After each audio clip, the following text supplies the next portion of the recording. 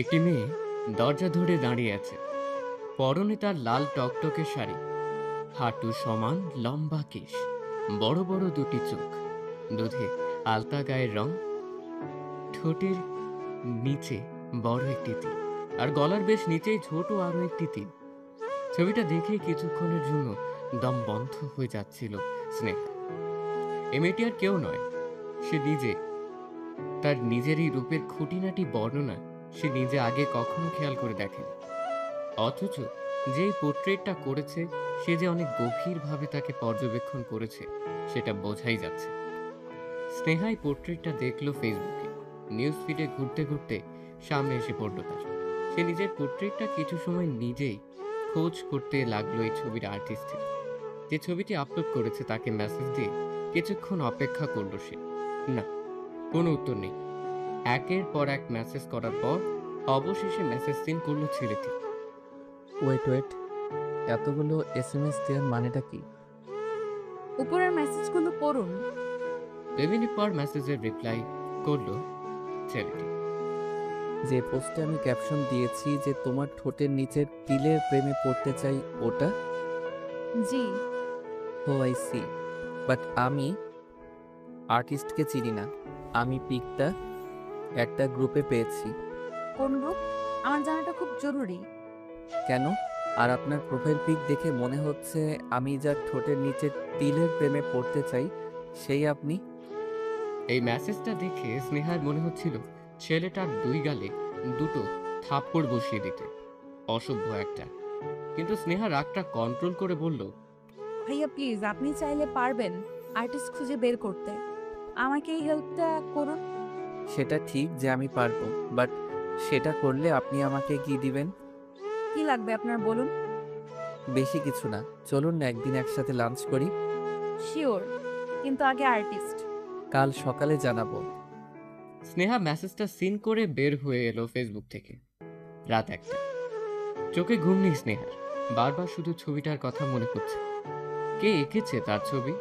এতটা নিখুঁতভাবে তাকে লক্ষ্য করেছে। তার সাথে দেখা না হওয়া পর্যন্ত স্নেহার ঘুম আসবে না।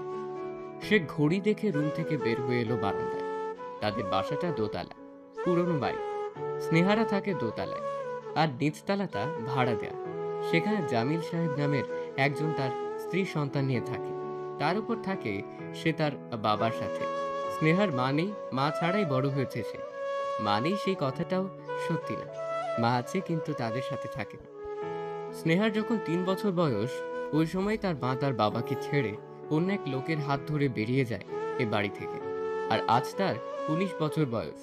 লালমাটিয়ায় অনার্স প্রথম বর্ষে ভর্তি হলো সে বছর। তার বাবা তাকে একাই বড় করেছে, বিয়েটাও করেনি। স্নেহার দিকে তাকে সৎমা কে জানে কেমন হবে। সকালে আনিস সাহেবের ডাকে ঘুম ভাঙল স্নেহার।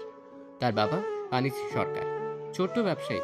কিসের ব্যবসা সেটা স্নেহার জানা নেই, কখনো আগ্রহ করে জানতে চাইনি স্নেহা তার বাবার কাছে। স্নেহা উঠে রান্নাঘরে গেল চা করতে। সকালে উঠেই বাপ বেটি মিলে বারান্দায় বসে চা খাওয়া আর আড্ডা দেওয়া অভ্যেস হয়ে দাঁড়িয়েছে ওদের। চা নিয়ে স্নেহা বারান্দায় আসতে আনিস সাহেব বললেন, দেশের কি অবস্থা মা, দেখেছিস? না, ওগুলো আমার ভালো লাগে না, এটা তুমি জানো। হুম। আচ্ছা, তারপর বল কি খবর? বাবা দেখো এই ছবিটা। স্নেহা ফোন বের করে তার বাবাকে তার নিজের পোর্ট্রেটটা দেখালো। তার বাবাও তার মতো কিছুক্ষণ স্তব্ধ হয়ে রইল, তারপর বলল। ও মাই গড, এটা আমার মেয়ে? স্নেহা হালকা হেসে বলল, বাবা, আমি আর্টিস্টটাকেই খুঁজছি। আমার এই লোকটাকে দরকার। অন্য আর্টিস্টদের দেখেছি আঁকার পর ছবির নিচে সিগনেচার করে, বাট এই লোকটি সেটাও করেনি। বদল হয়েছে হয়তো। প্লিজ বাবা, বলদ বলবে না। আজ স্নেহা কলেজে যাবে না। একটু আগে সে আর্টিস্টকে খুঁজে পেয়েছে। আকরামুল নামের ছেলেটি তাকে বের করে দিয়েছে। ভদ্রলোকটির ফেসবুক আইডির নাম আফসান আবির। স্নেহা বারবার আইডি চেক করেছে, কিন্তু তার নিজের কোনো ছবি আইডিতে দেওয়া নেই। শুধু কোথায় জব করে, কি থেকে পড়াশোনা করেছে আর তার আঁকা কিছু ছবি দেওয়া। স্নেহার ছবিটি বর্তমানে তার আইডির কভার ফটোতে দেওয়া। ক্যাপশন দেয়া, তোমাকে আঁকতে অনেক কাঠ খড় পোড়াতে হয়েছে। কমেন্টে অনেকে বলেছে, কিরে ভাবি নাকি? স্নেহা রেডি হয়ে বেরিয়েছে জগন্নাথ ইউনিভার্সিটির উদ্দেশ্যে। ফেসবুকের ডিটেইলস অনুযায়ী আফসান জগন্নাথের চারুকলা বিভাগে অধ্যাপনা করে। জয়েন করছে নতুন। এর আগের বছর পাশ করে এবছর অধ্যাপনা শুরু করেছে। রিকশায় উঠার পর স্নেহা ফোন দিল তার বান্ধবী সাফাকে। ওই বছর জগন্নাথে ভর্তি হয়েছে। অবশ্য ও চারুকলাতে পড়ে না, কিন্তু আফসানকে খুঁজতে হেল্প করতে পারবে নিশ্চয়ই। তুই শিওর যে আফসান নাম? হ্যাঁ, আফসান আবির। আমার একটা ফ্রেন্ড চারুকলাতে আছে, দাঁড়া ওকে কল করি। স্নেহা কিছুক্ষণ অপেক্ষা করার পর সাফা বলল, আরে পাইছি, নতুন জয়েন করছে, ক্লাস 2 একটা অ্যাটেন্ড করছে, এর জন্য তেমন কেউ চিনে না। অবশেষে পাইলাম, চল, শুনলাম অফিস রুমেই আছে। স্নেহা ও সাফা অফিস রুমে এসে আফসানকে পেল না। সে নাকি চলে গেছে, কিন্তু তারা ঠিকই তার বাসার ঠিকানা জোগাড় করে ফেলল। সাফাকে বিদায় দিয়ে স্নেহা রিক্সা নিল। তার গন্তব্য আফসানের বাসা। সে আজ আফসানকে না দেখে কথা না বলে যাবে না। যে তার এত সুন্দর একটা ছবি এঁকেছে, তাকে দেখার ইচ্ছে অসঙ্গত কিছু নয়। ঠিকানা 13/6 পশ্চিম মালিবাগ। রিক্সা থেকে নেমে ভাড়া দিয়ে স্নেহা এগুলো বাড়িটার দিকে। 4 তলা বিরাট এক বাড়ি। বাড়ির সামনে যেতেই এক লোক এলো। দেখেই বোঝা যাচ্ছে এই বিশাল বাড়ির গেট খোলা বন্ধের দায়িত্বে সে কর্মরত। লোকটা স্নেহার দিকে তাকিয়ে বলল, কারে চা? আফসান আবির সাহেব কি এই বাসতেই থাকে?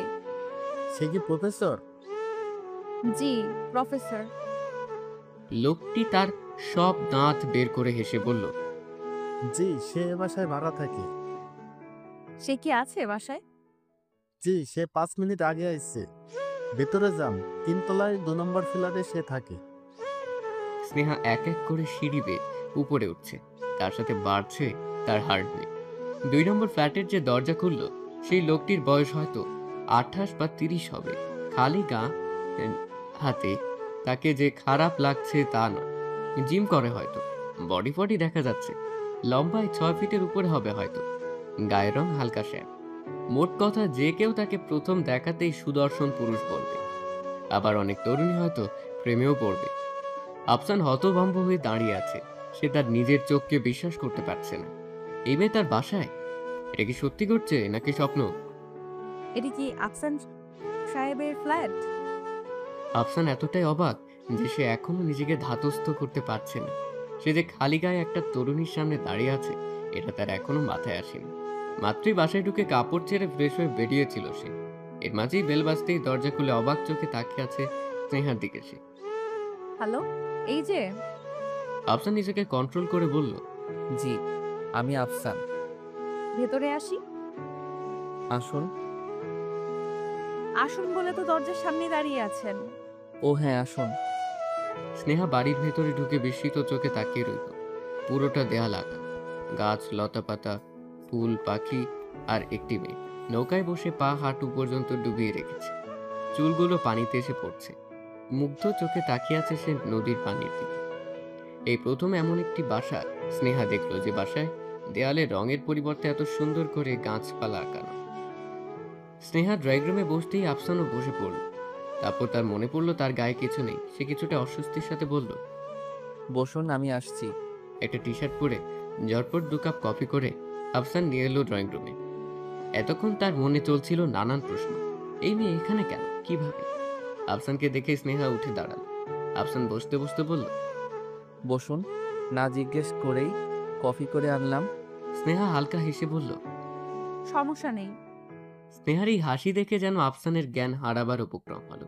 সে নিজেকে সামলে নিয়ে বলল, হাসবেন না, হাসলে ঠোঁটের নিচের তিলটা খুব বেশি অ্যাট্রাকটিভ লাগে। বলেই আফসান জিভে কামড় দিল। ইস, মনের কথাটা সে জোরে বলে ফেলেছে। পরক্ষণে পরিস্থিতি সামলাবার জন্য বলল, কিছু মনে করবেন না, ঠাট্টা করলাম। তো কিসের জন্য এলেন? স্নেহা কি বলবে ভেবে পাচ্ছে না। আফসানকে কাল থেকে দেখার আগ্রহ তার এতটাই ছিল যে সে আজ বাসায় উপস্থিত। আর দেখার পর আর এক দফা ধাক্কা। সে কি প্রেমে পড়ে গিয়েছে আফসান নামের এই লোকটি? আরে না, তা কিভাবে হয়? একবার দেখে কি কারো প্রেমে পড়া যায় নাকি? আর এই লোকটাও কি তাকে চিনতে পারছে না? যার ছবি এঁকেছে তাকে বলছে কি দরকার এসেছে? স্নেহা বিরক্ত মুখে বলেই ফেলল, বাবা, যার ছবি এঁকেছেন তাকে চিনতে পারছেন না? আফসান কিছুটা অপ্রস্তুত বোধ করে বলল, আমি তো একবারও বলিনি যে আপনাকে চিনতে পারছি না। আমি বলছি আপনি আমার কাছে কি মনে করে এলেন। সব সময় দরকারে কারো কাছে আসতে হয় এইটা তো জানা ছিল না। আফসান কি বলবে ভেবে না পেয়ে চুপ করে রইল। স্নেহা কিছুক্ষণ উত্তরের অপেক্ষা করে উত্তর না পেয়ে বলল, আমি অবশ্য দরকারে এসেছি। আমি আমার একটা পোর্ট্রেট করাতে চাই আপনাকে দিয়ে। আফসান জয়ের একটা হাসি দিল। হাসিটা দেখে স্নেহার মনে হলো সে বিশ্বকাপ জয় করে ঘরে ফিরেছে। আবারও আফসানের উত্তর না পেয়ে স্নেহা বলল, কি করে দেবেন না? আমার কাজই ছবি আঁকা, আর আপনার মতো কেউ যদি আফসানকে কথা শেষ করতে না দিয়েই স্নেহা উঠে পড়ল। আফসানের মনে হচ্ছে তার অতি প্রিয়জন তাকে ছেড়ে দূরে কোথাও চলে যাচ্ছে। কেমন যেন অদ্ভুত লাগছে তার। সে কিছু না ভেবেই বলে ফেলল, এখনই উঠছেন, আর এক কফি খেয়ে যান। স্নেহা হালকা হেসে বলল, এখন দুপুর 2:30টার মতো বাজে। এই সময় কফি খাওয়ার মতো ইচ্ছা আর আমার নেই। তবুও আপনি যদি বলেন আর কিছুক্ষণ বসতে পারি, কিন্তু কফি না। আফসান লজ্জিত ভঙ্গিতে বলল, সরি, আসলে খেয়াল ছিল না একদম। সমস্যা নেই, একটা প্রশ্ন করি। শিওর। আপনি আমাকে প্রথম কোথায় রেখেছিলেন? এর আগের বছর পহেলা বৈশাখের দিনে প্রথম দেখেছিলাম টিএসসির সামনে। আপনি চুড়ি কিনে হাতে চুড়ি পরেছিলেন। স্নেহার মনে পড়ে গেল সেদিনের কথা। সেদিন লাল টকটকে রঙের একটি সুতি শাড়ি পরেছিল। শাড়িটার পাড় ছিল হালকা সোনালি সুতোয় কাজ করা। চুলটা ছেড়ে দিয়ে চোখে গাঢ় করে কাজল, কপালে লাল টিপ, ঠোঁটে হালকা করে লাল লিপস্টিক আর একটা ঝুমকো পরে বেরিয়েছিল। কিন্তু চুড়ি পরতে একদম ভুলে গিয়েছিল সে। তাই টিএসসির সামনে থেকে মুহিব ভাই তাকে চুড়ি কিনে দিয়েছিল। আর কাল যে পোট্রিটটা দেখেছিল সেটিও ছিল অবিকল সেদিনের সাজের মতোই। একদম মাথায় আসেনি তার। দিনে দিনে সে কি মন ভোলা হয়ে যাচ্ছে। এদিকে আফসান একটু থেমে আবার বলতে শুরু করলো, তখন আপনাকে দেখে কেন যেন আমার মনে হচ্ছিল আপনাকে আমার ক্যানভাসে আঁকলে দারুণ লাগবে, তাই আপনার পিছু নিলাম। আপনি চুড়ি কেনার পর গেলেন ঢাকা ইউনিভার্সিটি চারুকলা বিভাগে। সেখানে একটা ছেলের সাথে কিছুক্ষণ বসেছিলেন। হ্যাঁ, আমার খালাতো ভাই ছিল আমার সাথে। ও, তারপর আপনি একটি গাছ ধরে দাঁড়ালেন ছবি ওঠানোর জন্য, মনে পড়ে? জি। আপনার ভাই ছবিগুলো তুলছিল, আর আপনি দাঁড়িয়ে দাঁড়িয়ে বিভিন্ন পোজ দিচ্ছিলেন। স্নেহার অস্বস্তি লাগছে। ছবি ওঠা একটা পার্সোনাল ব্যাপার, আর সেই সময়টাই সবাই নিজের মনে এক একভাবে পোজ দিয়ে ছবি ওঠে, যেটা সে আর ক্যামেরাম্যান ছাড়া কেউ দেখলে কেমন যেন বিরক্ত লাগে। আর এই লোকটি চুপি চুপি এই কাজগুলোই করেছে। অসহ্যকর ব্যাপার একটা। আর আপনার একটা পোজ আমার এত বেশি ভালো লেগে গিয়েছিল যা বোঝানোর মতো না। আপনার ভাই ছবিটা ক্যাপচার করে নিয়েছিল তার ক্যামেরায়, আর আমি নিয়েছিলাম আমার মনে। বলেই হালকা হাসলো আফসান। স্নেহা উঠে দাঁড়িয়ে বলল, আজ আসি। সব কথা একসাথে শুনলে পরে কথা বলার মতো কোনো টপিক থাকবে না। সেটাও আমি আপনাকে ফেসবুকে অ্যাড করব, দয়া করে। স্নেহার কথা শেষ না হতেই আফসান বলল, অবশ্যই করব। স্নেহা বাড়িতে গিয়ে ঢুকে পড়ল শাওয়ার নিতে। সারাদিন রোদে রোদে ঘুরে গা কেমন যেন ঘিন ঘিন করছে। 1 ঘন্টা শাওয়ার নেওয়ার পর বের হলো সে। চুলটা মুছেই গেল ডাইনিং। ক্ষুধায় তার পেট থেকে চো চো শব্দ আসছে। ময়নার মাছ রান্না করেছে ইলিশ মাছ। ইলিশ মাছ খুব একটা পছন্দ না স্নেহা, তবু সে খুব আরাম করে অনেকটা ভাত খেল। তারপর রুমে এসে বিছানায় শুয়ে পড়ল। ঠিক সেই সময় ফোনটা বেজে উঠল তার। মুহিব ভাই ফোন করেছে। তার খালাতো ভাই মুহিব, বড় খালার ছেলে। মা চলে যাবার পর থেকে বড় খালাই তাকে মায়ের আদর দিয়েছে, কখনো মা নেই এমনটা মনে করতে দেয়নি। মুহিব ভাই ঢাকা ইউনিভার্সিটি থেকে ম্যাথ নিয়ে পড়ছে। পড়া নাকি শেষ হওয়া হওয়া ভাব। আসলে নিজে থেকে স্নেহা কখনো কিচ্ছু জিজ্ঞেস করে না তাকে। মুহিব ভাই যে তাকে পছন্দ করে এটি স্নেহা জানে। এমনকি খালা ওকে তার ছেলের বউ করে নিতে চায় সেটিও জানে সে। সব জেনেও স্নেহা এমন একটা ভাব করে যেন এ জগৎ সম্পর্কে কিছুই বোঝে না সে।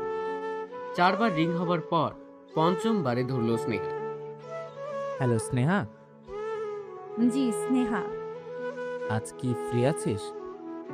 ফ্রি না থাকলেই কি বা থাকলেই কি, আজ আমি বের হব না। প্লিজ একটু বের হ না। সম্ভব না মুহিব ভাই। Please please please. না না না না না। আমি তোর জন্য অপেক্ষা করব। কিছু না বলেই ফোন কেটে দিল স্নেহা। সে যতই না করুক না কেন, মুহিব জানে স্নেহা ঠিকই আছে। বিকেল 5:30টার মাঝেই স্নেহা এসে উপস্থিত হলো ধানমন্ডি লেকে, মুহিবের খুব প্রিয় একটা জায়গা। প্রায় বিকেলেই সে স্নেহাকে ফোন দিয়ে আসতে বলে এখানে। প্রতিবারই স্নেহা আসবে না বলেও ঠিকই এসে উপস্থিত হয়। আজও এসেছে সে। কটকটে হলুদ রঙের সিল্কের পাঞ্জাবি, চোখে সানগ্লাস পরে দাঁড়িয়ে আছে এক 26 বছর বয়সী এক লোক। মাথা ভর্তি চুলগুলো অগোছালো কোঁকড়ানো, চোখ দুটো গোল, ছোট ছোট, ঠোঁট বেশ পুরু, চওড়া কাঁধ, সবকিছু মিলিয়ে অন্য কিছু আকর্ষণ তার মাঝে আছে। স্নেহা লোকটির কাছে এসে দাঁড়িয়ে বলল, মুহিব ভাই, তোমাকে এই হলুদ পাঞ্জাবিতে কতটা বিশ্রী লাগছে তুমি জানো? মুহিব সানগ্লাসটা চোখ থেকে নামিয়ে বলল, কোন দিনটায় আমায় তোর কাছে ভালো লেগেছে? স্নেহা সে কথার উত্তর না দিয়ে ফোন বের করে তার পোর্ট্রেটটা মুহিবকে দেখালো। মুহিবও ঠিক ওর আর বাবার মতো কিছুক্ষণ স্তব্ধ হয়ে রইল। স্নেহা ফোনটা নিয়ে আগের বারের পহেলা বৈশাখে ঠিক ওই ছবিটাও বের করে মুহিবকে দেখালো। সে আফসানের বাসা থেকে ফেরার সময় রিকশায় বসে অনেকক্ষণ গ্যালারি কাটার পর এই ছবিটি পেয়েছে। মুহিবকে ছবিটি দেখে স্নেহা বলল, দেখেছো, একই ছবি অথচ কত তফাৎ। মুহিব ছবির দিকে তাকিয়েই বলল, হুম। আমার কাছে আঁকানোটাই ভালো লেগেছে, মনে হচ্ছে জীবিত আমি দাঁড়িয়ে আছি, ঠিক না? হ্যাঁ। তোমার কোনটা ভালো লেগেছে? হুম। হুম, কি? যাই হোক, লোকটার তারিফ করলেও কম হবে। জানো, তাকে আমি বলে এসেছি আমার আরো একটা পোস্ট করতে। এবার মুহিব স্নেহার দিকে তাকিয়ে বলল, কেন? কেন আবার? আমি নিজের মতো করে পোজ দেব আর সে তার মনের ক্যানভাসে আমার ছবি আঁকবে। বলে হেসে গড়িয়ে পড়ল স্নেহা। সবসময় স্নেহার হাসি মুহিবকে খুব টাইনলেও আজকের এই হাসিটা বিরক্ত লাগলো। ভ্রু কুঁচকে মুহিব স্নেহাকে বলল, ঠাট্টা করবি না, আমার একদম ভালো লাগে না। স্নেহা মুহিবের এই চেহারা দেখে হাসি থামানোর পরিবর্তে দ্বিগুণ বাড়িয়ে দিল। রাতে আনিস সাহেব খেতে বসে বিরক্ত ভঙ্গিতে বলল, ময়নার মা, তুমি এইগুলো কি রেঁধেছো? ময়নার মা তাদের বাড়িতে কাজ করে। স্নেহার জন্ম হবার পরেই আনিস সাহেব তাকে নিয়ে এসেছিল স্নেহার দেখাশোনার কাজে। এখন সেই বাড়িতেই রয়ে গেছে। ময়নার মা নিচু গলায় জবাব দিল, খারাপ হয়েছে ভাইজান? তুমি যাও আমার চোখের সামনে থেকে। সেনা, ওকে যেতে বলো। স্নেহা এতক্ষণ চুপচাপ বসে খাচ্ছিল। এবার খাওয়া বাদ দিয়ে সে ময়নার মার দিকে তাকিয়ে বলল, তুমি যাও। ময়নার মা কিছু না বলেই চলে গেল রান্নাঘরে। সেই বাড়িতে আছে 20 বছরের মতো হলো। স্বামী সন্তানকে ফেলে রেখে সে পড়ে আছে এখানে। ময়নার বিয়ে হলো এর আগের বছর। তখন আনিস সাহেব তার মেয়ের বিয়েতে গিয়ে একটা টিভি কিনে দিয়ে এসেছে তার মেয়েকে। মাঝে মাঝে বকাঝকা করলে অন্তরের দিক থেকে অনেক ভালো সে, তাই তার কথা শুনে শুনে কষ্ট পায় না ময়না মা। রাতে স্নেহা ঘুমোবে এমন সময় তার মনে হলো সে বিকেলে আফসানকে অ্যাড করেছিল ফেসবুকে। অ্যাকসেপ্ট করেছে কিনা জানতে ফেসবুকে ঢুকলো স্নেহা। হ্যাঁ, অ্যাকসেপ্ট করেছে। আর আফসানকে অনলাইনেও দেখাচ্ছে। সে মেসেজ দিবে কিনা ভাবতে ভাবতে দিয়ে ফেললো মেসেজ। হাই। ঠিক তখনই রিপ্লাই এলো তার। যেন এতক্ষণ স্নেহার মেসেজের অপেক্ষায় ছিল সে। কি করছেন? কিছু না, আপনি? অন্য কেউ হলে স্নেহা নিশ্চিত রিপ্লাই করতো হাডুডু খেলছি। আসেন খেলবেন? এত রাতে কি করা যায় সেটাও কি এরা জানে না? আবের এই রিপ্লাই এসেছে। রং নিয়ে বসে আছি, একটা জিনিস আঁকার চেষ্টা করছি। কি রাখছেন? তেমন কিছু না। থাক, বলতে না চাইলে বলতে হবে না। রাগ করবেন না প্লিজ। আমি আবার বন্দুক দেখে ভয় পাই। একটা ডায়লগ আছে না, प्यार से डर नहीं लगता पर बंदूक से लगती है। সালমান ফ্যান? ইয়েস, আমার বস সে। বডি দেখে বোঝনি? বুঝেছি, তার মানে আপনি সবাইকে বড়ে দেখিয়ে বেড়ান। মোটেও না, আমি তো তখন মাত্র ফ্রেশ হয়ে বের হয়েছিলাম। বাটেও চিমটি। লাগলো তো? চিমটি কেন? You are Salman fan. হা হা হা। আচ্ছা থাক, আমার ছবি আঁকার মুড এসে গেছে। We are Salman fan. ছবি আঁকতে আমার মুডও লাগে নাকি? জি ম্যাডাম, শুভরাত্রি, বিদায়। Good night. ফোনটা চার্জে ঢুকিয়ে ঘুমিয়ে পড়লো স্নেহা। ঘুম ভাঙলো তার বাবার ডাকে।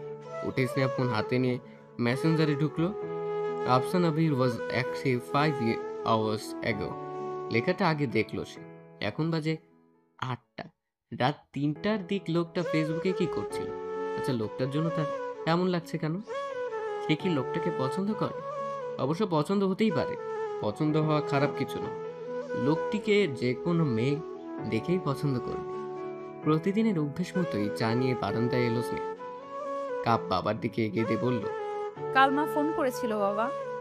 আনিস সাহেব হালকা নড়ে চড়ে বসে বলল, ও, হ্যাঁ, কি বললো? আমার সাথে 2 মিনিট কথা বলতে চায়। বড় খালা নাকি নাম্বারটা দিয়েছে। বড় খালারও কাজ নেই, এমনি নাম্বারটা কেন দিতে হবে? সে তোর মায়ের বোন, বোন চেয়েছে তাই দিয়ে দিয়েছে। চাইলেই দিতে হবে কেন?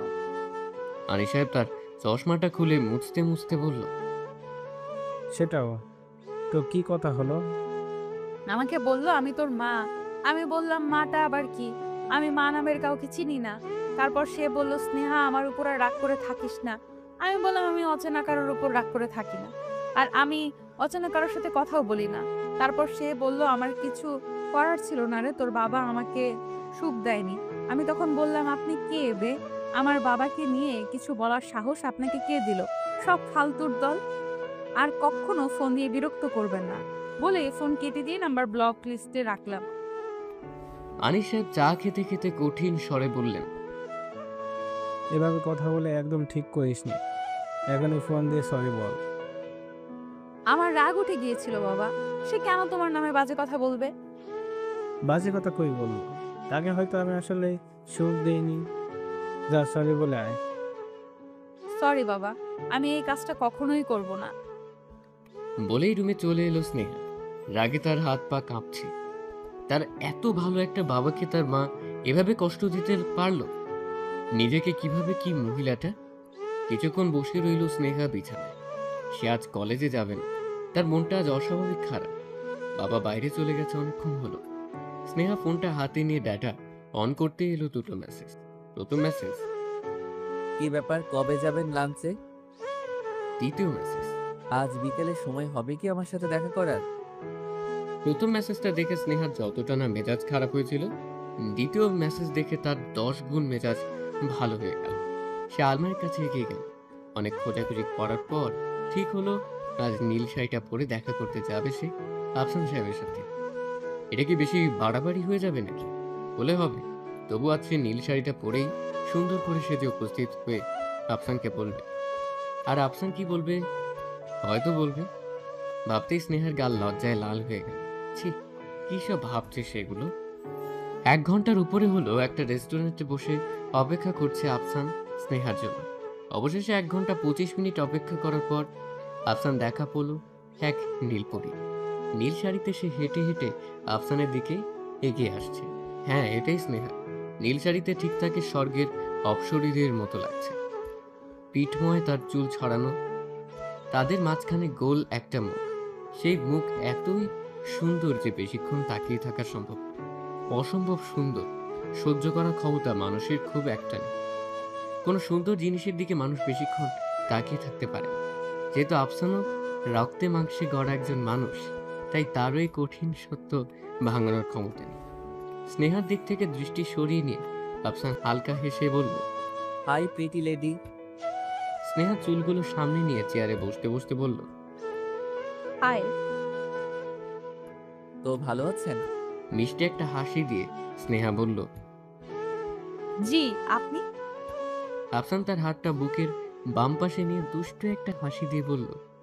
I high মারডালা। স্নেহা ভ্রু কিছুটা কুঁচকিয়ে বলল, মানে? আপনার হাসি। তো আপনার মতো এমন একজন সুন্দরী আমার সামনে বসে হাসছেন, এতে আমার দিলে চোট লাগাটা কি বেমানান? পটাতে চাচ্ছেন? যদি বলি হ্যাঁ। তাহলে বলবো এটা বেমানান। আফসান চেয়ারটা সামনের দিকে টেনে এগিয়ে এনে বসল। তারপর মেনু কার্ড হাতে নিয়ে বলল, কি অর্ডার করব?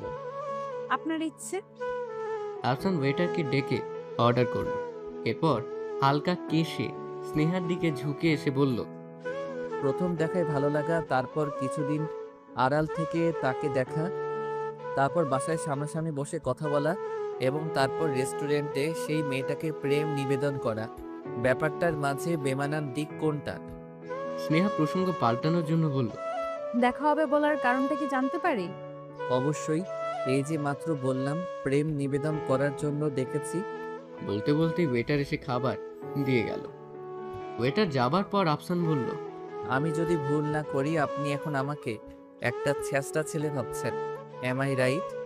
স্নেহা সহজ গলায় বলল, ভাবার কি অসংখ্য কারণ নেই? বলেছিলাম না? বাই দ্য ওয়ে, আমি আপনাকে আজ ডেকেছি একটা জিনিস দেবার জন্য, প্রেম নিবেদনের জন্য নয়। আফসান পাশ থেকেই একটা কাগজ বের করে স্নেহার সামনে রেখে বলল। বলুন। স্নেহা কাগজটা হাতে নিল। গোল করে মোড়ানো একটি কাগজ। কাগজটা খুলতেই স্নেহার মুখ আনন্দে ঝিলিক দিয়ে উঠল। তার সাথে একটি ধ্বনি বের হয়ে এলো। ওয়াও! কাল যখন রোদে রোদে ঘুরে ফিরে স্নেহা দুপুরের দিকে উপস্থিত হয়েছিল আফসানের বাসায়, তখন স্নেহা ছিল খুব ক্লান্ত। তার চেহারায় চোখ ফুটে উঠেছিল এই ভাবটা। আর আজ সেই ক্লান্ত চেহারা স্নেহাকে ফুটিয়ে তুলেছে আফসান তার কাগজে। অফ হোয়াইট রঙের কামিজ পরা একটি মেয়ে বসে আছে বনের মাঝে। থিমটা দেখে খানিকটা মনে হচ্ছে সেই মেয়েটি পথ ভুলে বনের মাঝে ঢুকে পড়েছে, আর সঠিক পথ খুঁজতে খুঁজতে সে ক্লান্ত। এটি গাছের ছায়ায় বসে সে স্বস্তির কিছু নিঃশ্বাস ফেলছে। রাতে যখন আপনি জানতে চাইলেন কি আঁকছি, তখন এটা নিয়েই বসেছিলাম। বসে বসে আপনার ক্লান্ত চেহারাটা মনে করার চেষ্টা করছিলাম। ঠিক তখনই এলো আপনার মেসেজ, যেটাকে মেঘনা চাইতেই বৃষ্টি বলে। বলেই প্রাণ খুলে হাসতে লাগলো আফসান। স্নেহা আফসানের হাসির শব্দ শুনে ছবিটি থেকে দৃষ্টি ফেরালো আফসানের দিকে। তারপর হালকা হেসে মিষ্টি গলায় বলল, একেবারেই আমাকে দিয়ে দিচ্ছেন? কেন, সন্দেহ আছে নাকি? হুম, কিন্তু একটা জিনিস হয়তো আপনি ভুলে গিয়েছিলেন। আফসান ভ্রু কুঁচকে তাকিয়ে বলল, কোনটা? চুল। কাল যখন আপনার বাসায় ছিলাম তখন চুলটা বাঁধা ছিল। সব চুল একসাথে করে পাফ করে রেখেছিলাম, কিন্তু আপনার আঁকানো ছবিটাই কিন্তু চুলটা খোলা। ইচ্ছে করে দিয়েছি। আপনাকে খোলা চুলেই মানায়। আপনার ঠোঁটের নিচের তিলটা তো আপনার চুলের ছোঁয়া চাই, আর বেঁধে রাখলে তিলটা আপনার চুলের ছোঁয়াটাকে মিস করে। অদ্ভুত কথা বলতে কি খুব ভালো লাগে? এ মাঝেই একটা মেয়ে এসে সালাম দিল আফসানকে। ওয়ালাইকুম আসসালাম। স্যার আপনি এখানে? কেন, এখানে আসা নিষেধ নাকি আমার? মেয়েটা থতমত খেয়ে বলল। না সেটা না। মেয়েটার কথা শুনে বোঝা গেল সে আফসানের ছাত্রী। মেয়েটা দেখতে সুন্দর, উঁচা লম্বা হালকা পাতলা গড়নের এক মেয়ে। মেয়েটি এবার স্নেহার দিকে তাকিয়ে বলল, স্যার এটা কে? সেটা দিয়ে তুমি কি করবা চাও এখন? মেয়েটা এমন একটা লুক দিয়ে বের হয়ে গেল যেন সে এক্ষুনি স্নেহাকে খেয়ে ফেলবে, হাড্ডি গুড্ডি সহ কোনো রকমের ছাড় দেবে না। আচ্ছা, মেয়েটা বসে বসে হাড্ডি খাচ্ছে ভাবতে কেমন লাগবে ভেবে দেখা যাক। চোখ বন্ধ করে স্নেহা ভাবতে শুরু করতেই সে খিলখিল করে হেসে উঠল। মনে মনে বলতে লাগলো, হায় হায়, কি বিশ্রী অবস্থা। আফসান আর স্নেহা রেস্টুরেন্ট থেকে বের হলো রাত 8টার দিকে। তার পাশাপাশি হাঁটতে লাগলো রাস্তার ফুটপাত ধরে। শহরটা একদম নির্জন না, কিন্তু আজ কেন যেন স্নেহার মনে হচ্ছে ঢাকার চেয়েও নির্জন শহর আর একটিও নেই। কেন লাগছে এমন? আফসান সাথে আছে বলে?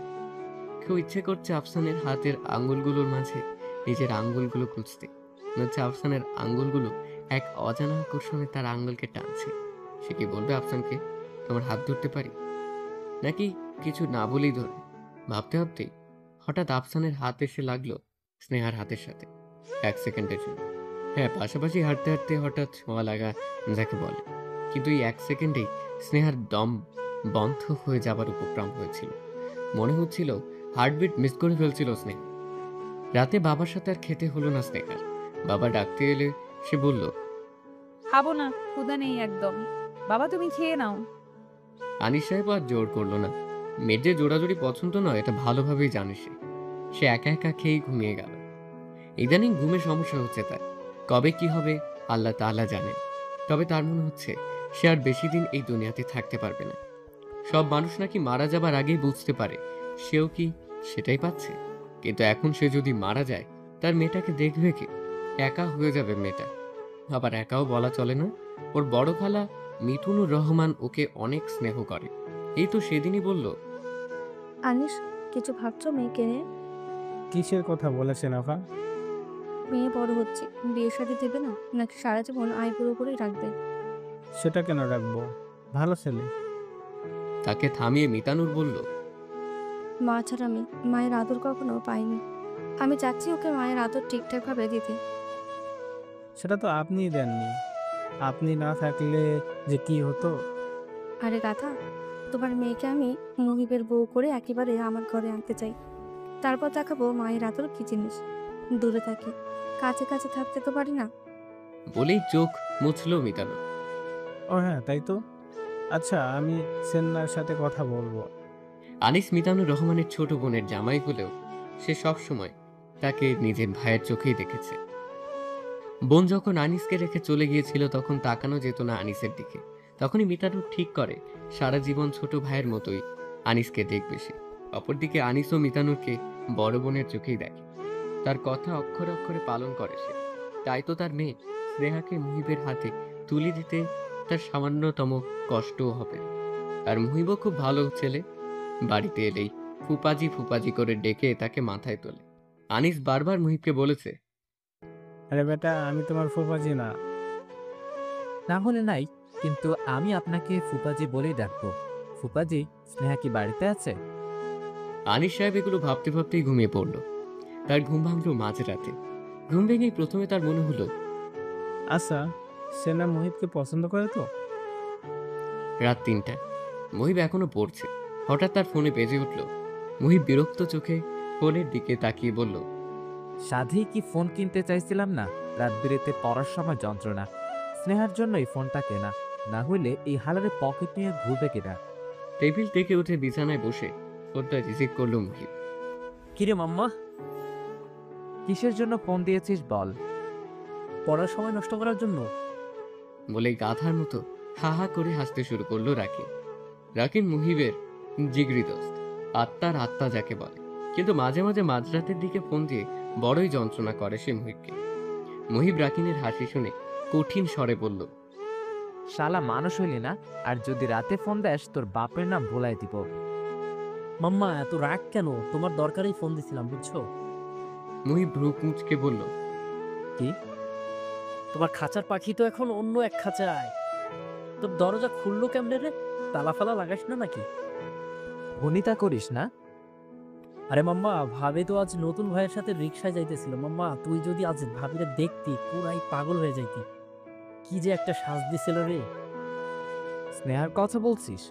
আরে বেটা, তোর কি হাজারটা বউ আছে নাকি? মাম্মা, আজ ভাবিরে দেখা মমতাজের সেই গানটা মনে পড়তেছে, বুঝলি? বলেই গান গাইতে শুরু করলো রাকিন। মাইয়া তো নহে যেন এখান আগুনেরই গোলা রে। ওহো, মাল খায় টাল হয়ে গেছিস নাকি? কি বলতেছিস? মাথা ঠিক আছে তোর? বলেই ফোনটা কেটে দিল মুহিব। রাকিনের কথা শুনে মনে হচ্ছিল তার মাথা আজ ঠিক নেই। ঠিকই ড্রিঙ্কস করেছে, তাই ওর কথায় মন না দিয়ে আবার বই খুলল মুহিব। কিন্তু পড়ার মুডটা সে পাচ্ছে না। বারবার স্নেহার কথা মনে পড়ছে। কিছু না ভেবেই ফোন হাতে নিয়ে স্নেহাকে কল করলো মুহিব। স্নেহা ঘুমিয়ে পড়েছিল 11টার দিকেই। হঠাৎ 2টোর দিক ঘুম ভাঙতেই সে ভাবলো ফেসবুকে আফসান আছে কিনা দেখে আসি। আফসান অনলাইনে ছিল। স্নেহাকে অনলাইনে দেখা মাত্রই মেসেজ করলো। ঘুমের রানী এত রাতে ফেসবুকে? স্নেহা ফোন করে রেখে আবার ঘুমোবে ঠিক এই সময় আফসানের মেসেজ দেখে তার চোখ থেকে ঘুম উড়ে গেল। সে রিপ্লাই করলো, থাকতে নিষেধ আছে নাকি? না, ঘুমাচ্ছিলেন এতক্ষণ নাকি পড়ছিলেন? এত রাত জেগে পড়া আর আমি ইম্পসিবল। তাহলে ঘুমাচ্ছিলেন? জি। আপনাকে একটা গান শোনাই। গান? গান জানেন আপনি? জি না, ফোনের প্লে লিস্ট থেকে শোনাবো। হুম, আমার ফোনেও গান আছে। ওকে। প্লিজ শুনেন না, প্লিজ, না করবেন না। ওকে। নাম্বারটা দিন। কিসের? অবশ্যই আপনার জুতার না, আপনার সেলফোনের। স্নেহা রিপ্লাই করতে যাবে ঠিক এই সময় এলো মুহিবের ফোন। স্নেহা কেটে দিয়ে টাইপিং করতে লাগলো। আবারও এলো ফোন। বিরক্তের সাথে ফোনটা রিসিভ করে স্নেহা বলল, হয়েছে কি মুহিব ভাই? তুই এত রাত জেগে আছিস, আমি তো ভেবেছিলাম ঘুমিয়ে গেছিস। না, জেগে নেই, এখনো ঘুমন্ত। দেখছো না ঘুমিয়ে ঘুমিয়ে কথা বলছি তোমার সাথে। ঠাট্টা করবি না, আমার একদম পছন্দ না। কি পছন্দ আপনার শুনি?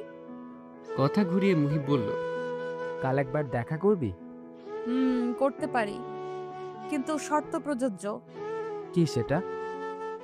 কাল তুমি আমার হাত ধরবে, আমরা হাত ধরে অনেক দূর একসাথে হেঁটে যাব। বলো রাজি? মুহিব কিছুটা অস্বস্তি নিয়ে বলল, আচ্ছা। আর তারপর হেঁটে যখন আমি ক্লান্ত হয়ে পড়ব, তখন তুমি আমায় পাজা কোলে নেবে। কিন্তু খবরদার একদম চুমু খাবার চেষ্টা করবে না তুমি, মনে থাকবে? মুহিব অবাক হয়ে স্নেহার কথা শুনছে। স্নেহা এসব কি বলছে? পাগল হলো নাকি মেয়েটা? নাকি স্নেহাও আজ রাকিনের মতো মাল খেয়ে টাল হয়ে গেছে?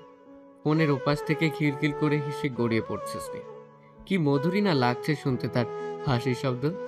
কিন্তু ফেসবুকে স্নেহার নাম্বার চেয়ে যে একজন অপেক্ষা করছে, সেটা কি স্নেহার মনে আছে? আজ স্নেহাদের বাড়ির অবস্থা খুবই অস্বাভাবিক। বাকি দিনগুলোর মতো আজ বাড়িটা নীরব না, ওই হুল্লোড়ে মুখরিত হয়ে আছে বাড়িটা। কারণ আজ স্নেহার বিয়ে। হঠাৎ করেই আনিস সাহেব আজ দুপুরে বাড়ি এলো। স্নেহা বাবাকে এই ভর দুপুরে দেখেই জানতে চাইল, শরীর টরীর খারাপ হলো নাকি বাবা? আনিস সাহেব বারান্দায় বসতে বসতে বলল। না মা, আমার কাছে একটু এসে বয় তো। স্নেহার বাবার পাশে বসে বলল, এই তো বসলাম। একটা কথা জানার ছিল। কি কথা বাবা? তোর কি পছন্দ কেউ আছে মা? কেন বলো তো বাবা? আনিস ছোট্ট একটা নিঃশ্বাস ছেড়ে বলতে শুরু করলো, তুই তো জানিস তোর মাকে তোর নানা জোর করে আমার সাথে বিয়ে দিয়েছিল, আর এটা ছিল আমার অজানা। কিন্তু বিয়ের কিছুদিনের মাথায় আমি জানতে পারলাম তোর মা অন্য একজনকে ভালোবাসে। তখন তুই তোর মায়ের পেটে। না পারছিলাম কিছু বলতে, না পারছিলাম সহ্য করতে। তবুও তোর নানার কথা শুনে চুপ থাকলাম। উনি বলেছিল ধৈর্য ধরতে, সময়ের সাথে সাথে সব কিছু ঠিক হয়ে যাবে। কিন্তু কিছুই পরে আর ঠিক হলো না, চলেই গেল সে আমাদের ফেলে। এইসব কথা বলছো কেন বাবা? আমি চাই মুহিব যেন আমার পরিস্থিতির মধ্য দিয়ে না যায়, তাই আগে জিজ্ঞাসা করে নিলাম। কিন্তু এখানে মুহিব ভাই আসবে কি হবে? মা, আমি তোর সাথে মুহিবের বিয়ে দিতে চাই। আমার শরীর ভালো না, মরার আগে একটা গতি করে যেতে চাই। তোর আপত্তি আছে মা? স্নেহা খানিকক্ষণ সময় চুপ করে থাকলো। তারপর অস্পষ্ট গলায় বাবাকে বলল, আমার কোনো আপত্তি নেই বাবা। বিয়েটা বেশ ঘরোয়াভাবেই হবে। সন্ধে 7টার মাঝেই মুহিবরা চলে এলো স্নেহাদের বাড়ি। বরযাত্রী হিসেবে এসেছে মুহিবের সাথে মুহিবের মা, বড় বোন মুন্নি আর তার বর রাকিন আর কিছু বন্ধু বান্ধব। মুহিব এসেই আলী সাহেবের পা ধরে সালাম করে বলল, ভালো আছেন ফুপাজি? হ্যাঁ, আল্লাহ রাখছে, তুমি বসো, আমি একটু ওদিকটা দেখে আসি। বলি আনিস সাহেব চলে গেল। রাকিন মুহিবের কাঁধে হাত রেখে বলল, শালা কাম তো সাইরাই ফেললি, আসতে বল। ট্রিট কিন্তু মামা কালই দিবা। মুহিব বিরক্তের ভঙ্গিতে বলল, আচ্ছা। আর রাতে কি কি করলা? সব কালকে এইচডি দেখাবা। বলেই চোখ মারল রাকিন। বিড়বিড় করে কিছু একটা বলতে বলতেই মুহিব রাকিনের পাশ থেকে উঠে চলে গেল। রাকিন হাসতে হাসতে বলল, শালা গালি দিবি না, গালি দিলে তোর বিয়া হবে না কিন্তু, আর বিয়া হইলেও বাচ্চা হবে না তোর। 9টার দিকে কাজী সাহেব উপস্থিত হলো। কিন্তু এর মাঝেই স্নেহাকে নিয়ে সমস্যা তৈরি হলো বিয়ে বাড়িতে। আফসানের সাথে স্নেহার পরিচয় হয়েছে 4 মাস হলো। এই অল্প দিনে কেন যেন মেয়েটাকে খুব আপন আপন লাগে আফসানের। অবশ্য স্নেহার সাথে পরিচয় 4 মাস হলেও আফসান তো 1 বছরের বেশি হলো চেনে স্নেহাকে। মেয়েটার সৌন্দর্যের কোনো তুলনা হয় না। আল্লাহ তাকে কোনো একটা খুঁত দিয়ে তাকে দুনিয়ায় পাঠায়। সব দিক দিয়ে একদম পারফেক্ট সে। এটা একটা জিনিস আফসান এই কয়েক মাসে ভালো করে বুঝেছে যে মেয়েটার মানসিক দিক দিয়ে ফিট না। হঠাৎ করে কেমন কেমন কথা বলে ফেলে, কিন্তু তারপর আফসানের কিছু দুর্বলতা কাজ করে স্নেহার প্রতি। এটা কি ভালোবাসা? যদি এটা ভালোবাসা হয় তাহলেই বিপদ। আফসান সেদিন নাম্বার চাওয়ার পর স্নেহা মেসেজটা সিন করে এফবি থেকে চলে গিয়েছিল। টেনশনে অস্থির হয়ে যাচ্ছিল আফসান তখন, কিন্তু তার 30 মিনিট পরই অনলাইনে এলো স্নেহা। সেই নাম্বারটা দিয়ে তাকে বলল, 017389। 1 মিনিটের মাঝে কল দিবেন, নয়তো আর কখনোই কথা বলবো না। আফসান মেসেজটা দেখে আনন্দে প্রায় আত্মহারা হয়ে যাচ্ছিল, কিন্তু পরক্ষণেই আবার 1 মিনিট কথা মনে হতেই তাড়াতাড়ি কল দিয়েছিল স্নেহা। সেদিন তারা ভোর 5টা পর্যন্ত ফোনে কথা বলেছিল। এরপর থেকে নিত্যদিন ফোনে কথা বলা তাদের অভ্যেস হয়ে গেল। পুরো রাত জেগে জেগে কথা বলতে থাকলো তারা।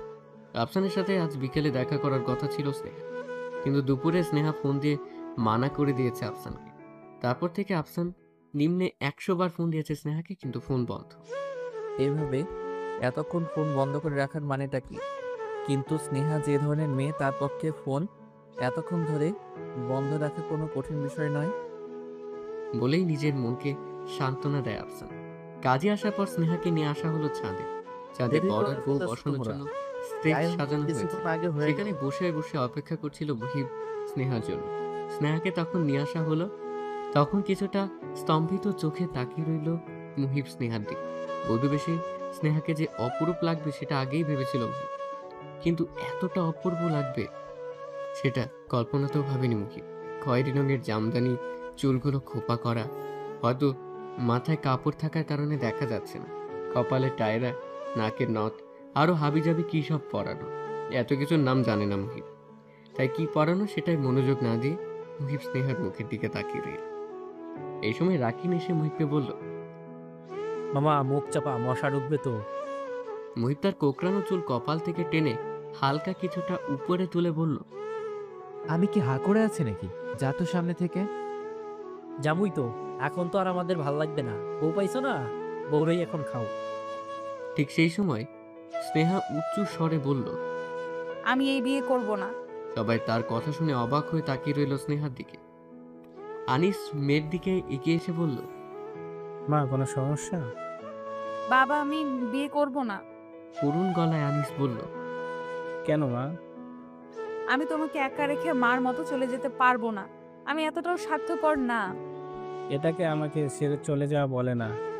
তুই তো আসিসই, যখন ইচ্ছা হবে চলে আসবি। না না না, আমি তোমাকে রেখে কোথাও যাব না। আমি ঠিক তোমাকে কতটা ভালোবাসি তুমি জানো না বাবা। মা চলে যাওয়ার পর তুমি কিভাবে নিজেকে সামনে নিয়েছো আমি দেখেছি। ছোট ছিলাম, কিন্তু আমি বুঝতাম বাবা, আমার কথা ভেবে তুমি বিয়েটাও করনি। রাতে উঠে তুমি যে মার ছবি নিয়ে কাঁদো, সেটাও আমার অজানা নয়। তখন আমি ছোট ছিলাম, আমাকে আঁকড়ে ধরেই বেঁচেছিলে তুমি। আমি চলে গেলে তোমার কি হবে এটা খুব ভালোভাবেই জানি আমি বাবা। আর আমাকে জোর করে যে কিচ্ছু হবে না সেটা তুমি জানো। আনিস সাহেবের চোখে পানি। অনেক চেষ্টার পরও আটকে রাখতে পারলেন না। আসলে স্নেহার মাকে খুব ভালোবাসে সে, তাই হয়তো তার জায়গায় আজ অন্য কাউকে নিয়ে সংসার শুরু করার কথা মাথাতেও আসেনি সে। আর স্নেহা যে বলছে এটাও মিথ্যে না। স্নেহা যাওয়ার পর এই বিশাল বাড়িতে একা একা থাকবে সে কি করে? একদিন দেখা যাবে দম বন্ধ হয়ে মরে পড়ে আছে এক কোণায় সে, কিন্তু তাই বলে তো স্নেহাকে সারা জীবন কাছে রাখতে পারবে না সে। মেয়ে হয়ে জন্ম নিয়েছে সে, পরের বাড়ি একদিন যেতেই হবে। এতক্ষণ মুহিব হতভম্ব হয়ে শুনছিল সবকিছু। এই পর্যায়ে সে মুখ খুলল। ফুপাজি, স্নেহা ঠিকই বলেছে। বলেই নীরব হয়ে বসে রইল মুহিব। তাকে চুপ থাকতে দেখে স্নেহা মুহিবের দিকে তাকিয়ে বলল, মুহিব ভাই, তুমি চাইলে কিন্তু আমাদের বিয়েটা সম্ভব। তীক্ষ্ণ চোখে মুহিব স্নেহার দিকে তাকালো। স্নেহা আবার বলতে শুরু করলো, হ্যাঁ, তুমি আজ আমাকে বিয়ে করে চলে যাও। আমি থাকবো আমার বাবার কাছে আর তুমি তোমার মার কাছে। মাঝে মাঝে আসতে চাইলে আসবে এখানে। মুহিবের মুখ দেখে বোঝা গেল তার এই প্রস্তাবটা পছন্দ হয়েছে, কিন্তু মাঝখানে আবার ঝামেলা শুরু করলো মুহিবের মা মিতানা। এমন বিয়ে সে করাবে না। একটা ছেলে তার ছেলের বউকে ঘরে না নিতে পারলে আর কিসের সুখ? কিন্তু মিতানোরকে মানাতেও বেশি সময় লাগলো না মুহিবের। আপাতত সবাই রাজি। রাত 11টার মাঝে বিয়ে সম্পন্ন হলো মুহিব আর স্নেহার। তারা আজ থেকে স্বামী স্ত্রী। দীর্ঘজীবন একসাথে থাকার জন্য আজ তারা রাজি। পারবে কি তার বাকিটা জীবন একসাথে দুজন দুজনের হাত ধরে বাকি তো পথ হাঁটতে? রাতে মুহিব স্নেহাদের বাড়িতে থেকে গেল। আজ তার বাসর রাত, আর আজ নাকি সে তার বিয়ে করা বউ তার নিজের সম্পত্তি থেকে দূরে থাকবে? প্রশ্নই ওঠে না। কিন্তু এই থেকে যাওয়ার কাজটাও করতে হলো তাকে অনেক পরিশ্রম করে। কারণ রাকি শালাটা এত খারাপ, নিজে বয়ে করেনি জন্য আর কেউ যে বউয়ের সাথে থাকুক এই সুখটা ওর সহ্য হচ্ছিল না। সবার মাঝে বারবার ওকে নিয়ে যাওয়ার কথা বলছিল, আর মুহিবও মুখ ফুটে কিছু বলতে পারছিল না। কিন্তু মনে মনে ঠিকই রাকিনের 14 গোষ্ঠী উদ্ধার করছিল মুহিব। কিন্তু মুহিবরা চলে আসার ঠিক আগ মুহূর্তে একটা মিরাকেল হলো। মুহিবের বোনের পর বেঁকে পড়ল যে নাকি আজ এ বাড়িতে থাকবে। শালার বিয়েতে কোলা দাঁড়া গিরি করবে না, এটা তো হয় না। শেষমেশ ঠিক হলো মুহিব আর তার কোল দাঁড়া আজ এ বাড়িতে থাকবে। মুহিব বাসর ঘরে ঢুকবে এই সময় তার দুলাভাই এসে বলল, শালক, তোমার বাসরটা কিন্তু শুধু আমার জন্যই হচ্ছে। হ্যাঁ, তা তো বটেই। সারা জীবন মনে রাখবা কিন্তু এটা, তোমাদের প্রথম মিলন আমিই করাইছি। বলেই প্রাণ খুলে হাসতে হাসতে চলে গেল সে। মুহিব মনে মনে বলল, আপনি তো বউ বিরহ বুঝবেনই। বিয়ের পর বউ ছাড়া থাকা আর লবণ ছাড়া তরকারি এক। বাসর ঘরে অনেকক্ষণ হলে বসেছিল স্নেহা। মুহিবকে ঢুকতে দেখেই বলল, তুমি এত দেরি করলা কেন? মুহিব কিছু বলল না। মুহিবের চুপ থাকা দেখে স্নেহা আবার বলল, মুহিব ভাই। মুহিব কিছুটা বিরক্তের সাথে বলল, ভাই বলিস না তো। তো কি বলবো মুহিব ভাই? ভাই বলিস না, মুহিব করে বল। আরে তুমি এত বড়, আর তোমাকে আমি নাম ধরে রাখবো? হ্যাঁ, কারণ আমি এখন তোর বর। আচ্ছা, তাহলে তো ডাকাই যায়। মুহিব স্বস্তির নিঃশ্বাস ফেলল, তারপর ইতস্তত করে বলল, তোর হাতটা ধরতে পারি? স্নেহা হাতটা এগিয়ে দিয়ে বলল, পারো। মুহিব হাতটা ধরে কিছুক্ষণ বসে রইল। স্নেহা মুহিবের হাতে একটা চিমটি খেটে বলল, শুধু হাত ধরে বসে থাকলেই হবে? চুমু খেতে চাচ্ছ না কেন? মুহিব কথাটা শুনে স্নেহার দিকে এগিয়ে আসতে স্নেহা বলল, মুহিব ভাই, কাছে এসো না। মুহিব বিরক্ত চোখে স্নেহার দিকে তাকিয়ে বলল, বললাম না ভাই বলবি না। সরি মুহিব ভাই, কিন্তু একটা কথা কি জানো? মেয়েরা প্রেম করার জন্য খোঁজে স্মার্ট ছেলে, আর বিয়ের জন্য খোঁজে হাবা গোবা টাইপের এক ছেলে। তুমি কি বুঝতে পারছো আমি তোমাকে কাদের দলে ফেলেছি মুহিব ভাই? বলেই খিলখিল করে হাসতে শুরু করলো স্নেহা। আর পাশে মুহিব নামে ছেলেটি আসলেই হাবাগোবা হয়ে বসে আছে। তার মাথায় এখনো কিছুই ঢুকছে না যে সে কোন দলে। চারদিক থেকে অন্ধকারে কেটে যাচ্ছে, হালকা আলো উঠতে শুরু করেছে চারদিকে। দু একটা পাখির কিচিরমিচির শব্দ কানে আসছে আফসানের। সে সিগারেট হাতে বসে আছে বিছানায়। আজ সারাটা রাত আফসানের ঘুম হয়নি। কেমন যেন মাথার মাঝে ফাঁকা ফাঁকা লাগছে। স্নেহা কি ওর রাতের নেশা হয়ে দাঁড়িয়েছিল? হয়তোবা দাঁড়িয়েছিল, নাহলে এক রাত কথা বলতে না পেরে আফসানকে অনিদ্রায় ভুগতে হতো না। রাতে ঘুম না আসে আফসান উঠে ছবি আঁকতে বসে গিয়েছিল, কিন্তু সেটাতেও মন দিতে পারছিল না। তারপরও মন দেওয়ার চেষ্টা করে একটি থিম মাথায় নিয়ে বিশাল একটি বট গাছের ছবি আঁকতে শুরু করেছিল আফসান, কিন্তু সেটাও বাদ দিতে হলো, কারণ সবুজ রংটা কেমন জানি মানাচ্ছিল না, বারবার লেপটে যাচ্ছিল। সকাল 8টা, স্নেহার রুমে হালকা রোদ এসে ঢুকছে। এই এক চিমটি রোদ স্নেহার ঘুম ভাঙাতে যথেষ্ট, কারণ রোদটা এসে পড়েছে ঠিক স্নেহার মুখের ওপর। স্নেহা একটা হাই তুলে বিছানা থেকে ছেড়ে উঠল। তার পরনে কালকের বিয়ের শাড়িটা। স্নেহা একটি সুতি শাড়ি হাতে নিয়ে ওয়াশরুমে ঢুকে গেল। ফ্রেশ হয়ে বের হয়ে এসে স্নেহা তার স্বভাব মতো রান্নাঘরে চা করতে গেল। ময়নার মা রান্নাঘরেই ছিল। স্নেহাকে দেখে সে বলল, আমার চান ভাই চান তো নাই, ভোরেই বাইর হয়ে গেছে। স্নেহা হাই তুলতে তুলতে বলল, চা করে দিব? না, দরকার নেই। বাবাই যেহেতু নেই, তখন আর চা খাবো না। আমি একটু ঘুমাবো, আমার ঘুম ছাড়েনি। মুহিব ভাই কোথায় গেছে জানো? হাই হাই, কি শরমের কথা। আবারও হাই তুলতে তুলতে স্নেহা বলল, কি সমস্যা? জামাইরে কেউ ভাই ডাকে? আম্মা জান, তারে ভাই ডাকবেন না, তারে ডাকবেন এই বলে। চুপ করে থাকো তো, তোমার জ্ঞান এখন আমার শুনতে ইচ্ছে করছে না। বলেই স্নেহা রান্নাঘর থেকে বেরিয়ে এলো। সে এখন ঘুমোবে। তার চোখে রাজ্যের ঘুম এখন জড় হয়েছে। সারা রাত ঘুমিয়েও এত ঘুম কিভাবে তার চোখে, এ নিয়ে কিছুটা চিন্তিত সে। মুহিব খুব ভোরেই বের হয়ে এসেছে স্নেহাদের বাড়ি থেকে। সারা রাত তার ঘুম হয়নি। অবশ্য এ নিয়ে সে বিচলিত না, সে এখন অন্য এক কারণে চিন্তিত। স্নেহা রাতে কিছু কথা বলছে ওকে, যেটা ওর মাথা থেকে যাচ্ছেই না। মুহিব এসে বসেছে মিজান মামার চায়ের দোকানে। তাদের সব বন্ধুদের আড্ডাখানা এটা। অবশ্য মুহিব আড্ডাতে বেশিরভাগ সময় থাকে না, কিন্তু মাঝে মধ্যে চলে আসে মিজান মামার চায়ের লোভে। অসম্ভব মজার চা বানায় সে। একবার খেলে 1 বছর এই চায়ের স্বাদ লেগে থাকবে ঠোঁটে। এটাই মুহিবের ধারণা। সে চা চুমুক দিতে দিতে স্নেহার সাথে কাল রাতের কথা ভাবতে লাগলো। ঠিক তখনই রাকিন মুহিবের পিঠে চাপড়ে বলল, আরে শালা, এত সকালে তুই? মুহিব জবাব না দিয়ে চাতে চুমুক দিতে থাকলো। রাকিন মিজান মামাকে চা দিতে বলেই মুহিবের সামনে বসে বলল, মামা রাতে কি খেলনা? T20 ওয়ানডে নাকি টেস্ট? মুহিবের নীরবতা দেখে রাকিন আবার বলতে শুরু করলো, কি ব্যাপার, কিছু হয়েছে? তোর চেহারা দেখে মনে হচ্ছে বিছানা কাঁপানোর পরিবর্তে তুই নিজেই বোধহয় কাইপা কুইপা অস্থির। বলেই রাকিন প্রাণ খোলা একটা হাসি দিল। মুহিব রাকিনের দিকে কঠিন চোখে তাকিয়ে বলল, ফালতু কথা বলিস না, সব কথা সব সময় ভালো লাগে না। রাকিন এবার মুহিবের দিকে ঝুঁকে এসে বলল, খুলে বলতো মামা, কি সমস্যা, কি হয়েছে? কাল রাতে অন্তির কাছে যেতেই অন্তি আমাকে বলল, তুমি তো ম্যাথের স্টুডেন্ট, তোমাকে আমি এখন একটা অঙ্ক দিব। যদি তুমি উত্তর দিতে পারো তাহলে আজ রাতের জন্য আমি তোমার পুতুল। হাসতে বললে হাসবো, শাড়ি খুলতে বললে খুলবো। রাকিন ভ্রু কুচকে বলল, অঙ্ক দিছে? হ্যাঁ, অঙ্কতে পাশ করতে হবে কেন? স্নেহা তো এখন সব রাতের জন্যই তোর। তুই কি ইন্টারভিউ দিতে গেছিস নাকি? মুহিব আহত স্বরে বলল, আমি এত কথা বুঝি না। আমি এই অঙ্কের জন্য সারা রাত ঘুমোতে পারিনি। আমি এত কঠিন অঙ্ক সমাধান করি, অথচ ওর দেওয়া অঙ্কটা কেন পারবো না? আমার মাথা থেকে অঙ্কটা যাচ্ছে না কোনোভাবেই। রাকিন বিরক্তি নিয়ে বলল, দেখি কি অঙ্ক বল। মুহিব রাস্তার দিক তাকিয়ে বলতে শুরু করলো, একজন তার এক ছেলেকে দিল 500 টাকা, অন্য ছেলেকে দিল 300 টাকা। 2 ভাইয়ের টাকা এক করে দেখা গেল তাদের কাছে একত্রে আছে 600 টাকা। কি করে সম্ভব এটা? তারা দুজনেই কিছুক্ষণ নীরব হয়ে রইল।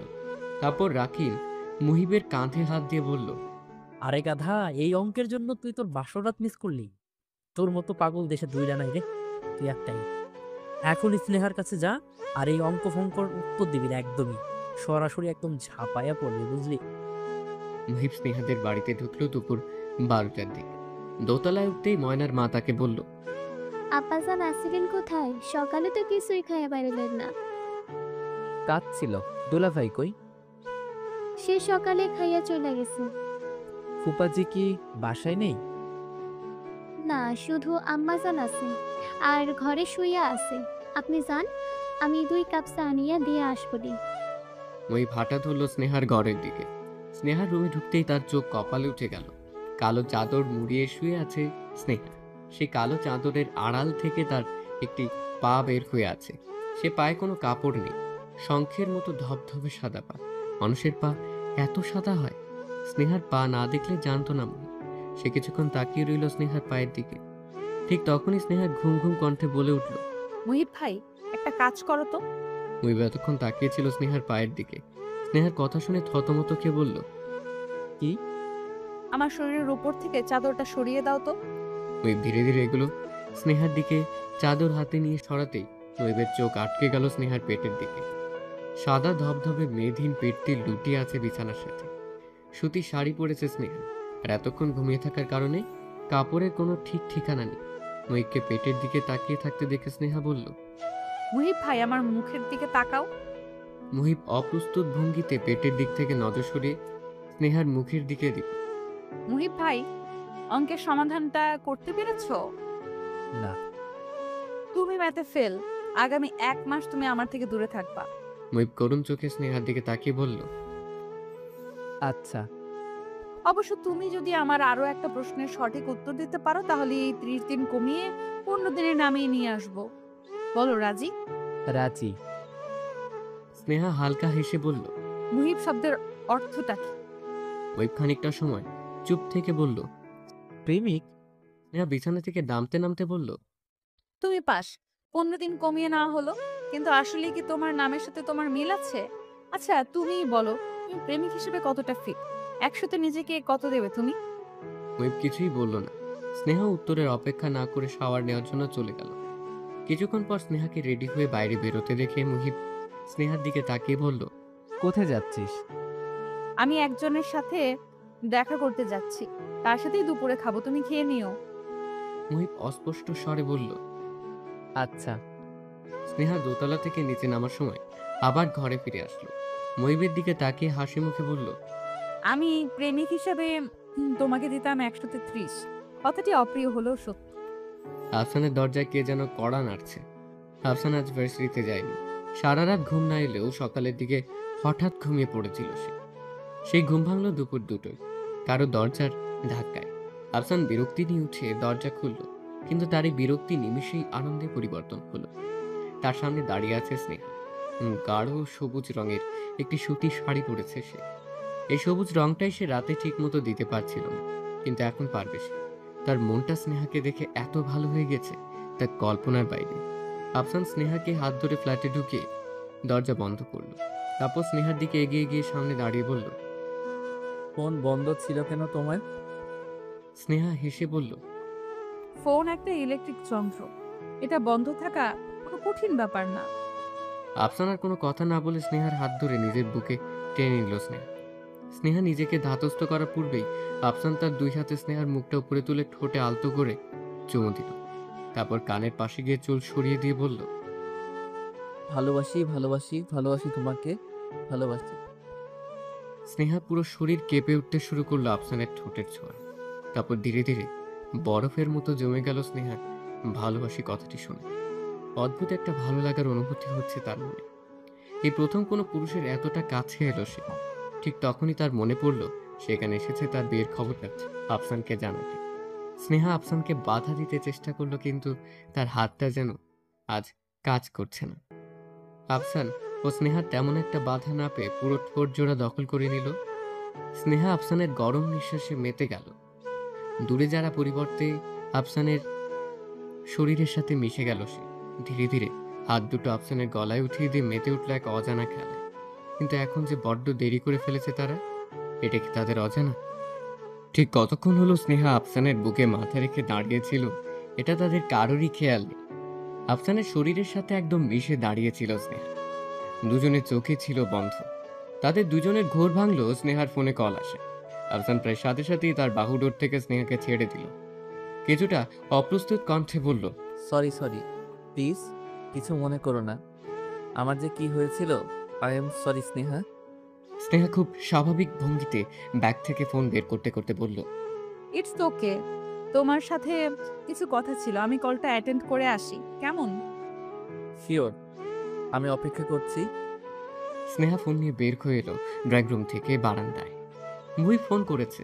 স্নেহা শান্ত মুখে ফোন রিসিভ করে বলল, বলো। খেয়েছিস? না, খাবো। আর কিছু বলবে? না। আচ্ছা তাহলে এখন রাখছি, এসে কথা হবে। আজ আছো তো তুমি? আছি। স্নেহা ফোন কেটে দিয়ে রুমে ঢুকলো আফসানের খোঁজে। আফসান রান্নাঘরে ছিল, দুপুরে খাবারের জন্য কিছু একটা ব্যবস্থা করছিল। স্নেহাকে দেখে হালকা হেসে বলল, দুপুরে কি আমার সাথে খাবে? হুম। কি খাবে বলো? তোমার ইচ্ছা। আমি বাইরে থেকে কিছু একটা নিয়ে আসি। যাও। আফসান একটা শার্ট গায়ে দিয়ে বেরিয়ে পড়ল। 20 মিনিটের মাথায় ফিরে এসে দেখলো স্নেহা রান্নাঘরে কিছু একটা করছে। আফসানের খাবারটা টেবিলে রেখে রান্নাঘরে এসে পেছন থেকে স্নেহাকে জড়িয়ে ধরল। স্নেহা একটুও চমকালো না, যেন এতক্ষণ হলো সেইটার অপেক্ষাতেই ছিল। কি করছো স্নেহা? চোখ কি বন্ধ, দেখতে পাচ্ছ না? আফসান স্নেহার কানের কাছে মুখ নিয়ে বলল, পাচ্ছি। সব সময় এমন পেঁচিয়ে কথা বলবা না। আচ্ছা বলবো না। আমি যে তোমাকে ভালোবাসি এটা আমি আজ বুঝতে পেরেছি। আর শুধু মধু ভালোবাসা না, এর কঠিন ভালোবাসা। স্নেহা হেসে বলল, ভালোবাসা কঠিন তরল হয় নাকি? অবশ্যই হয়। আমার ভালোবাসাটা কঠিন, বরফের মতো। আর আমার চেয়ে একটু কম যাদের ভালোবাসা, তাদেরটা তরল পানির মতো। আর তার থেকেও কম যাদের ভালোবাসা, তাদেরটা বায়বীয়। এদের ভালোবাসায় যথেষ্ট খুঁত আছে, তাই যে কোনো সময় উড়ে মনের জানালা দিয়ে পালায়। বলে স্নেহার কাঁধ থেকে মাথা উঠলো আফসান। স্নেহা আফসানের দিকে তাকিয়ে বলল, খাবার এনেছো? হ্যাঁ, ভেবে বলো তো কি এনেছি? তেহারি। জি ম্যাডাম। আর তেহারি খেয়ে আপনার হাতের পায়েসটা অমৃত লাগবে আশা করছি। আফসান আর স্নেহা খেতে বসলো দুপুর 3:30টার দিকে। স্নেহা বেশি খেতে না পারলেও আফসান খেলো আরাম মতো। পায়েসটা খেতে খেতে বলল, এত মজার পায়েস আমি সত্যি খাইনি। স্নেহা ভ্রু কুঁচকিয়ে বলল। একদম মিথ্যা বলবে না। আফসান প্রাণ খুলে খানিকক্ষণ হেসে বলল, আমি সত্যি মিথ্যা বলেছি। আমার মায়ের হাতের পায়েসের কাছে এটা কে কি বলবে জানো? কি? ছাগলের লাদি। বলে আবারও হাসতে শুরু করলো আফসান। স্নেহার কঠিন চোখ দেখে নিজের হাসিটা থামালো আফসান। তারপর স্নেহার দিকে তাকিয়ে অসহায় গলায় বলল, সরি স্নেহা, চোখটা কি একটু নরম করা যায় না? যায়। আফসান হালকা হেসে বলল, থ্যাংক ইউ। আচ্ছা, তুমি যেন কি বলতে চেয়েছিলে? স্নেহা প্লেট নিয়ে টেবিল থেকে উঠতে উঠতে বলল, তোমার প্লেটটা দাও, আমি ধুয়ে রেখে এসে বলবো। ততক্ষণ তুমি আমার ফোনটা চার্জে লাগাও। স্নেহা প্লেট ধুতে শুরু করলো। তারপর কেন যেন মনে হচ্ছে এটা তার সংসার, তার আর আফসানের সংসার। আফসান তার বর, তারা অনেক সুখে আছে। এখন সে যাবে আফসানের রুমে, তারপর বিছানায় গিয়ে আফসানের বুকে মাথা রেখে কিছুক্ষণ ঘুমোবে। কিন্তু এটা তো বাস্তব নয়। বাস্তবে মুহিব ভাই তার বর, যাকে সে ভাই হিসেবে চেনে। স্নেহা ছোট্ট একটা নিঃশ্বাস ছেড়ে মনে মনে বলল, বাস্তবটা এখন বাদ। আমি এখন আমার ভাবনার জগতেই থাকতে চাই।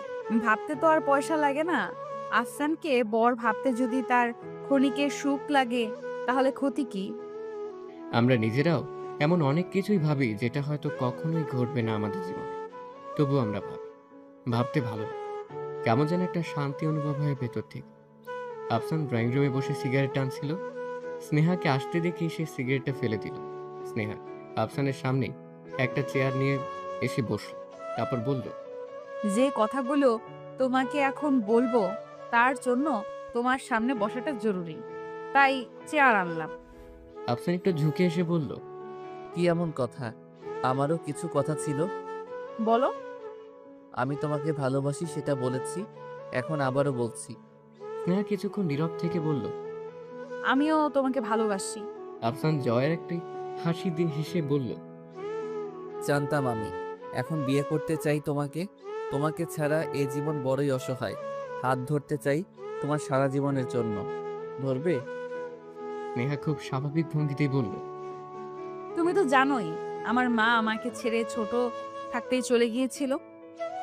জানি। তারপর আমার জগৎটা অন্যরকম হয়ে গিয়েছিল আফসান। আমি মাকে সব সময় ঘৃণা করতাম, এই ভেবে যে সে আমার সরল সহজ বাবাকে রেখে চলে গিয়েছে। হুম।